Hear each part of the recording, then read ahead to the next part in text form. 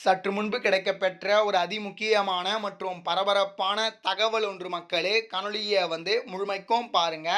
தமிழகத்துடைய அடுத்த முதல்வராக யார் வரப்போறாங்க? தலைகீழாக மாறிய தேர்தல் களம் இன்று வெளியான ஒரு புதிய பரபரப்பான சர்வே. இதை பற்றி தான் இந்த காணொளியில் பார்க்க போகிறோம். காணொளிக்குள் போவதற்கு முன்பு இதுபோல அரசியல் சார்ந்த உண்மை நிலவரங்களை நீங்கள் உடனுக்குடனே தெரிஞ்சுக்கணும்னு நினச்சிங்கன்னா நம்முடைய சேனலை மறக்காமல் சப்ஸ்கிரைப் பண்ணிட்டு பக்கத்தில் இருக்கக்கூடிய பெல் பட்டனை ஆளில் செட் பண்ணி வச்சுக்கோங்க. அப்போ தான் நம்ம போடுற ஒவ்வொரு அப்டேட்ஸும் பார்த்தீங்கன்னா உங்களுக்கு நோட்டிஃபிகேஷனில் வரும். இப்போ வாங்க வீடியோக்குள்ளே போயிடலாம்.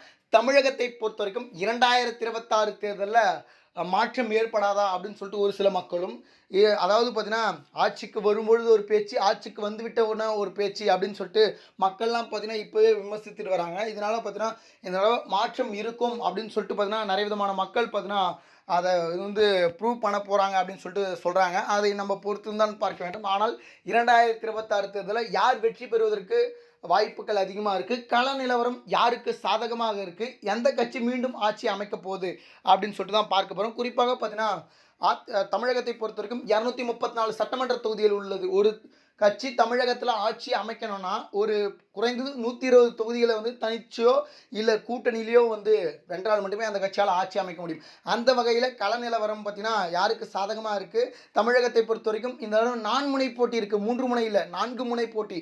அதிமுக கூட்டணி ஒரு புறமும், திமுக கூட்டணி மறுபுறமும், நான் தமிழர் கட்சியும், அப்புறமா தாவேக்கா அப்படின்ற ஒரு கட்சி வந்திருக்கு. உங்களுக்கு அனைவருக்குமே தெரியும்.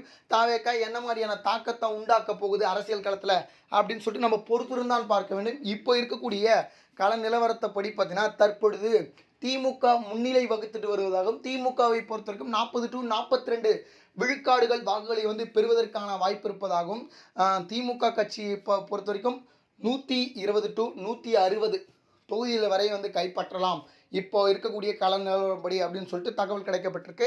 2வது இடத்துல அதிமுக இருக்குது. அதிமுகவை பொறுத்த வரைக்கும் பார்த்தீங்கன்னா ஒரு 38 to 36 விழுக்காடுகள் வாக்குகளை பெறுவதற்கான வாய்ப்பு இருப்பதாகவும், கிட்டத்தட்ட அதிமுகவுடைய கூட்டணியை பொறுத்த வரைக்கும் பார்த்தீங்கன்னா 110 to 124 தொகுதியில் வரை கைப்பற்ற வாய்ப்பு இருக்குது அப்படின்ற மாதிரியான தகவல் தற்பொழுது நமக்கு கிடைக்கப்பட்டிருக்கு. 3வது இடத்த தாவேக்கா கட்சி பிடிச்சிருப்பது பார்த்தீங்கன்னா குறிப்பிடத்தக்கது. தாவேக்காவை பொறுத்த வரைக்கும் மிகப்பெரிய ஒரு தாக்கத்தை தேர்தலில் உண்டாக்கும் அப்படின்னு சொல்லிட்டு ஊடக செய்தி ஊடகங்கள்லாம் சொல்லுது. அதை நம்ம பொறுத்திருந்தான் பார்க்க வேண்டும். தாவேக்கா என்ன மாதிரியான தாக்கத்தை உண்டாக்குறாங்க அப்படின்னு சொல்லிட்டு. 4வது இடத்த நான் தமிழர் பிடிச்சிருக்கு. நான் தமிழரை பொறுத்த வரைக்கும் இதுக்கு முன்னாடிலாம் 6%, 7% வாக்குகளை பெற்றிருந்தாங்க. ஆனால் இந்த தடவை விஜய் வந்ததுனால அந்த வாக்குகள் தான் உடையுது அப்படின்ற மாதிரியான தகவல் கிடைக்கப்பட்டிருக்கு.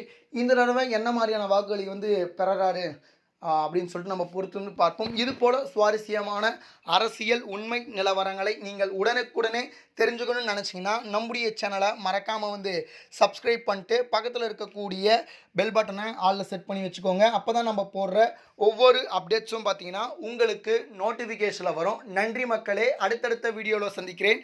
அதுவரை உங்களுடன் விடைபெற்றுக் கொள்கிறேன். நன்றி, வணக்கம் மக்களே.